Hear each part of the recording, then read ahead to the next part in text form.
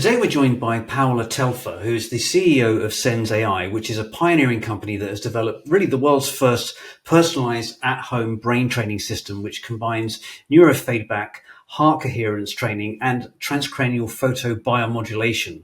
So Sens.ai's mission is to empower individuals with cutting-edge neurotechnology and is really aiming to democratize and advance brain training and to promote personal transformation, which of course is very important to our health and longevity. So by harnessing the power of neurofeedback and other innovative technologies, Sens.ai really is unlocking human potential. And Paola joins us today to tell us more. Hey, Paola. Good. Nice to see you, Phil. Yeah, great. And lovely to see you. And of course, Paola, behind every great company is a really interesting story. So could you maybe just share with us what started in your mind to create Sens.ai, and what are perhaps the personal experiences that help you direct the company direction that you're taking now?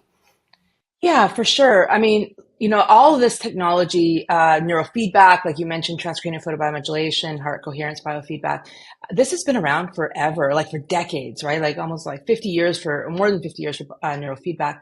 But it never came across, to my attention until I needed it. So I had a motor vehicle accident 9 years ago. I was rear-ended.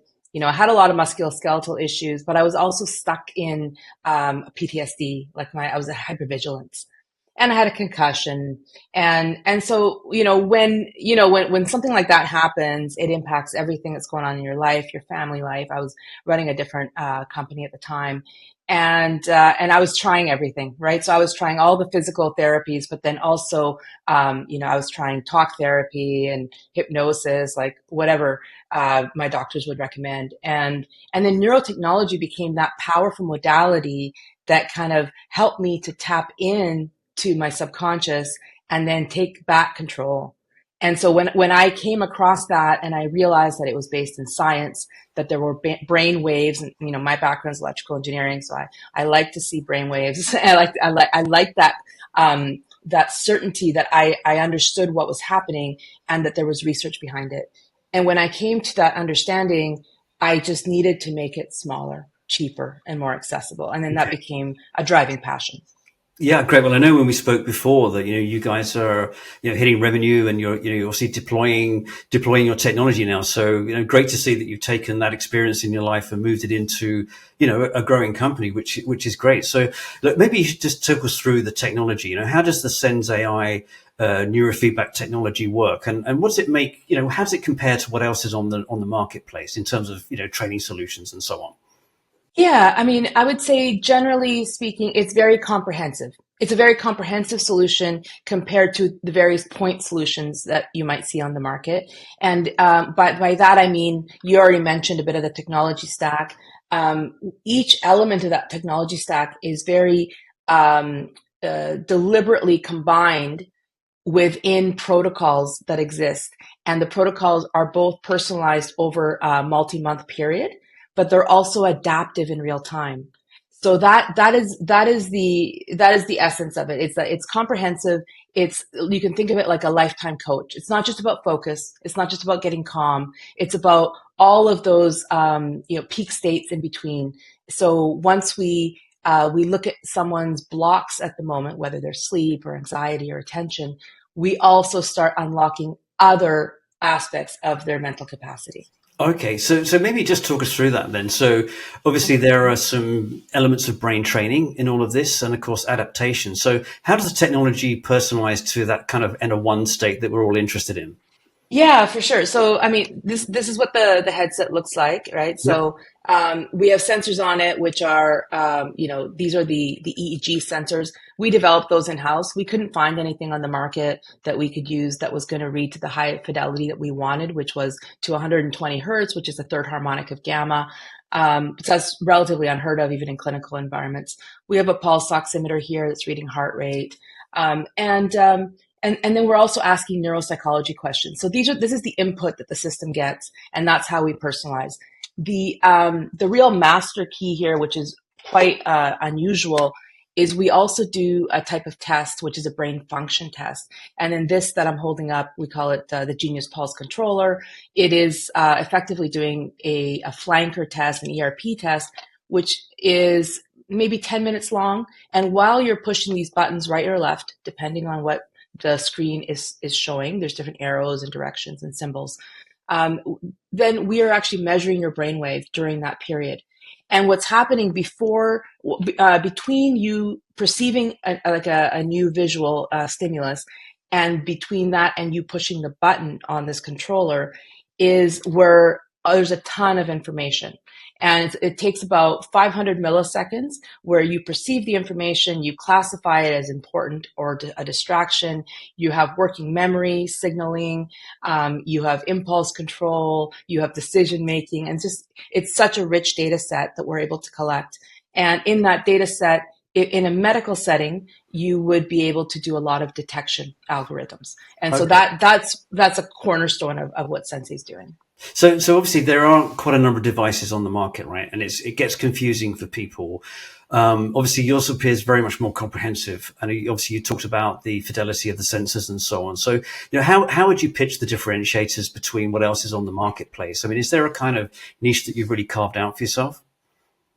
Yeah, I mean, I would say that for what we tend to attract, and what we know we can do, is we can look at the aging brain. And this is where longevity fits in. Yeah. And so because of that data set that I mentioned and that data that we're collecting, we found that we have over 100 biomarkers that track with with chronological age. Okay. Interesting. And they have all, what's really promising about it is that they all have different signatures. They all have different curves. So they're not correlated with each other. So they're independent. So we found some of them, ourselves, like sort of like, from our knowledge and from our advisors. And then some of it was just from AI, which is, some of the power of the AI that's at our disposal now. And so with that, we're building a biological brain age clock, and we're doing that in partnership with the Buck Institute, and we'll be releasing that as a feature after, probably within a year for sure.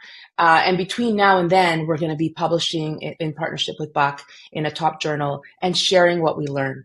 So back to your original question, we are a company that's looking at biological brain age aging, and we're building a clock around it. And now even our protocols that we have in place now are able to reverse that. And we've already published a white paper that's available on our science page that shows that in a cohort of, I think it was an early cohort, I feel like it was ages 31, let me just bring it up real quick, 31 to 83. So an average age of 56.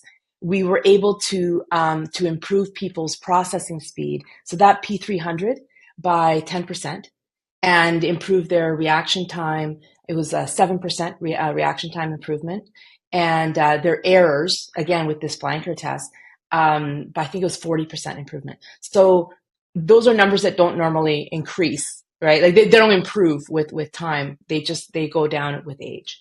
So and because of our system design, that protocol is only improving. It's a closed loop system that's learning, and the protocol is adapting.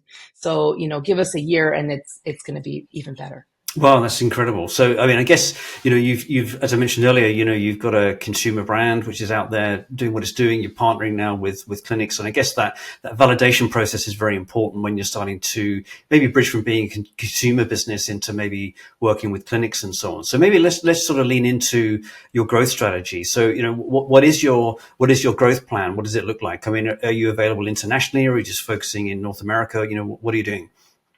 Yeah, I mean, right out of the gate, we were available internationally, naively so. So this is, we did an Indiegogo campaign, and we're like, yeah, we'll distribute everywhere. And we did. And so in that process, that was a bit painful. We have warehouses all over the world, and we distribute all over the world. So that's already in place, but we don't advertise everywhere. We found that, we advertise in the US. We're a Canadian company. We advertise in the US, and that's a great market for us. It's very leading edge on healthcare, and so we've really found our people there.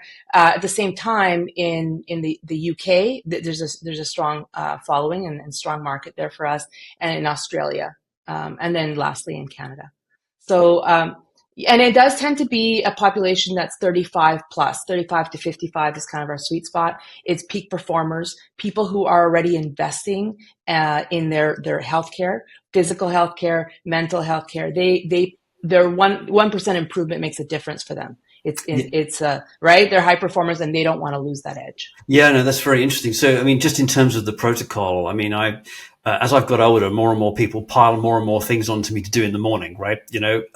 So how does it work? You put it on. You obviously talked us through the device, sort of the onboarding side of things, but on a daily basis, how many minutes would I need to use the device, or is it daily, for example? Right. Yeah, actually, that's an excellent point. So we try to, like, I think about the design as minimum effective dose of tech, right? So we didn't want to create another device for like every protocol, which is why it's like so comprehensive. 15 minutes, 3 times a week. That's Oh, it. right. And you can stack it. So personally, I'll sit on a PEMF mat while I do it. There's no interference. We've designed it such. You can have red light in front of you at the same. You can completely stack it. I like a nano V as well, so I'll do all of that at the same time. So it's incredibly efficient, right? But you don't have to do everything at once. Yeah, no, that's very interesting because, of course, combining all of these things is challenging, right? So, but let's lean into, you mentioned Indiegogo, and obviously I checked out your page, and having done a few crowdfundings myself, you hit a pretty good number on that, like 700 Yeah. bucks, 700,000 bucks, which look great. So, what about the funding of the business now? Have you been through some funding waves? Like, are you guys fundraising at the moment? Yeah, that's right. So we've raised about 7 million to date, and we started, in 2018. So it's been quite a long time. We run incredibly lean. We only have 9 people, on our team. So we did probably about 2 million initially, like pre-seed, before 2020, and then another 5 million, like around 2021, 2022. And then we did an extension seed, like convertible note, just shy of 1 million last year. So we're doing our Series A now. So we've been able to, demonstrate that we can scale marketing in the D2C channel. And now we're expanding into clinics. So we are going to be launching our first clinical product next month. And that'll be, one of the flagships will be the Lake Nona Performance Center in partnership with Deepak Chopra. And we have a number of really great clinics that are going to be these pilot sites. And that's the early part. That's using a lot of transcranial photobiomodulation. And in those clinics, they can stack it. They can stack it with HBOT or a CVAC, with other things that they're doing, or even like an IV treatment. Whereas in about a year, let's say it's just shy of a year, we'll have the biological brain age clock added to that portfolio in the clinical environment. So that's pretty exciting. Okay, that's great. So you've got some traction in the business now. You've raised capital in the past. So are you raising now? Yeah, we're doing our Series A now, and so we're doing a $10 million Series A. And in April of this year, we're going to be doing a due diligence webinar with any of the people who are at the top of the funnel. And then what'll be fun is that in May we're going to do a 3 day intensive neurofeedback and neurostimulation intensives in Miami and one in New York with any of the investors that have a letter of intent with us. And then they'll have a firsthand experience and experience the creative insight, the epiphanies, that sort of thing. And it'll be run by 2 of our top doctors, Dr. Mark Atkinson and Dr. Drew Pearson. So it'll be a next level experience that would normally cost quite a lot to do. Okay, So we're excited about that because we want our investors to be ambassadors and really know now that what's possible with this sort of technology. great. So how do people find out more about that? How would they get on the list? Well, they would just have a half-hour meeting with me, and we can talk about any of the questions they have. They can see our pitch deck, that sort of thing. No, that's very exciting. And I guess, I've been in the hardware business myself. Hardware's hard, and I always remember a CEO that I used to work with used to use SWOT, which was like sell what's available today, right? So you're doing a great job of that, obviously, but it'd be very interested to know where you think you're going to be going next with the platform, because obviously you've got, proof of market, you're building a very nice clinical evidence pipeline. Where are you going to take this next? Yeah, I mean, like any tech, right? Like we learned a lot from this design, and it still works really well for us. But we just want to make it cheaper, honestly, without losing the quality. These electrodes, they actually screw on and off, right? So we purposely were like, this is pretty good for Rev 1. What else can we do for Rev 2? And we already have a design in mind, and they're going to be really next level. Like we're going to go to make these very intuitive to use. And, you don't have to fuss as much as getting it really, really tight to the skull, which is what we have to do right now. And right now we have to put a little bit of water on them. And some people, struggle with that. Some people do, right? Especially some of the older population. So we can do better on the tech and just make it cheaper, make it easier to use.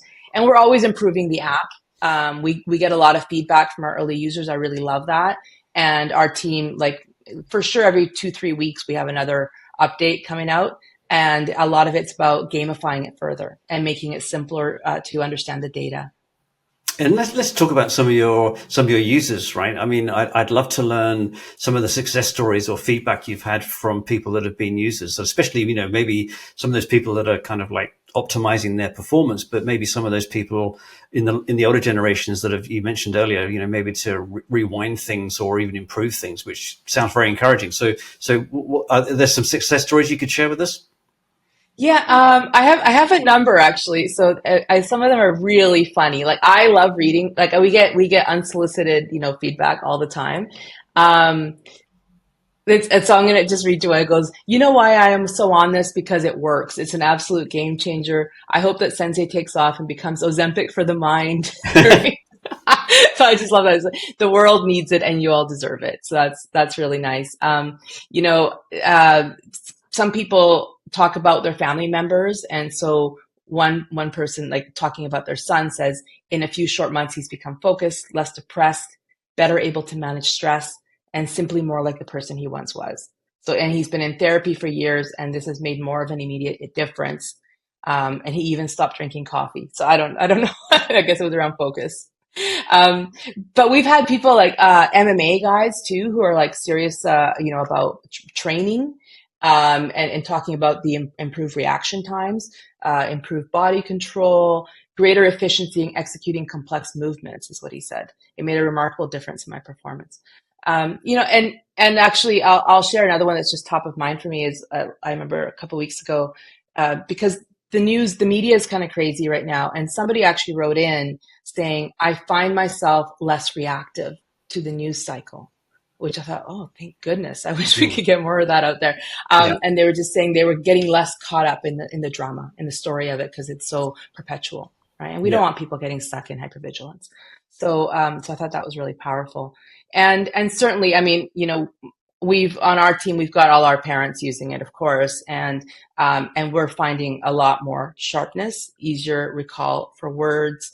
One of the things that you start noticing with your parents is they stop being able to keep pace with conversations, and so that's a notable difference, especially in a group, right? When you have multi-generational gatherings like Christmas time and that. And so I've noticed an improvement on that personally from my Yeah, family. that's really good because obviously, longevity is our beat, right? And of course, a lot of people, that's the one thing they're mostly scared of, right? In terms of all of the diseases of aging, they're the ones that, cognitive decline is one of those things that's prevalent for all of our lives. So you mentioned earlier that you're able to help people not only maintain their stasis, but actually improve their performance. So do you see Sens.ai kind of leaning into the longevity agenda more actively in that? You mentioned obviously the clinic work that you're doing. Do you see that really as being a kind of interventional tool? Yes, absolutely. Our massive transformative purpose is to do very early detection of cognitive decline. So way before it's dementia, even before it's MCI. So right now we can see MCI quite clearly, mild cognitive impairment. Can we actually see it earlier than that? We early indications are that we can start to see some of the decline even in late 20s, like 20 years of age. So there's indications, and so could we reverse it there? And then can we do studies around that? So we're in talks with MIT Lab. I think we're going to partner there. We've been approached by Harvard Medical to also do some data collaboration, and I think collaboration is the key here, right? We can't go fast enough. There's so much data to analyze. And then combining data sets is where this gets really, really powerful. So 100%, we need to learn faster. Well, that's very interesting because, of course, really, you're leaning into a lot of the agenda that's happening in the marketplace at the moment. You mentioned biomarkers. Obviously, cognitive biomarkers is a great platform for us to be able to have. You also touched on the Chopra Foundation. So it sounds like you've got a lot of partnership stuff going on at the moment, both from, I would imagine, a holistic perspective in terms of the effect that your technology has, but also R&D. So is that a big part of your daily life, just reaching out and working with these organizations? Yes, I mean, it's all relatively new. And I think, what we needed to do, our technology is based on research and then clinical expertise. But until we put it together into one headset and we actually had real world data, then it was more risk for investors, more risk for partners for their brand. But now we're at a point where the data is showing efficacy, and now people are getting excited. So it's actually relatively new that we're starting to have these partnership discussions. And I was at WEF in Davos, where I was speaking on longevity, and Deepak Chopra was there. So it was a very serendipitous opportunity where we met, and we had so much in common in terms of mission. Yeah, that's great. And do you see that as part of your long-term vision? I mean, working with people that are trying to optimize, but also later stage lifers that are looking to really maintain their edge as long as they can. I mean, I guess that kind of 100%. leaning into where is Sens AI traveling over these next few years? I'd love to learn a little bit more about that. Yes, absolutely. Our focus is on staving off cognitive decline. How can we extend our peak performance? So let's say our peak is early 20s in terms of mental cognitive biomarkers. Can we extend that, and can we prevent it from declining? Right. So Kumi, who wants to live a really like to 120, 150, and you've lost your cognitive faculties and you no longer have control of your estate or your keys to your car, right? So definitively that's a fear for me that I know a lot of people share. I've experienced that from my concussion after my car accident, and that went on for years, and it was dreadful. And I don't plan on having that experience again if I can help it. Great. Well, obviously, Paolo, it sounds very compelling what you're doing.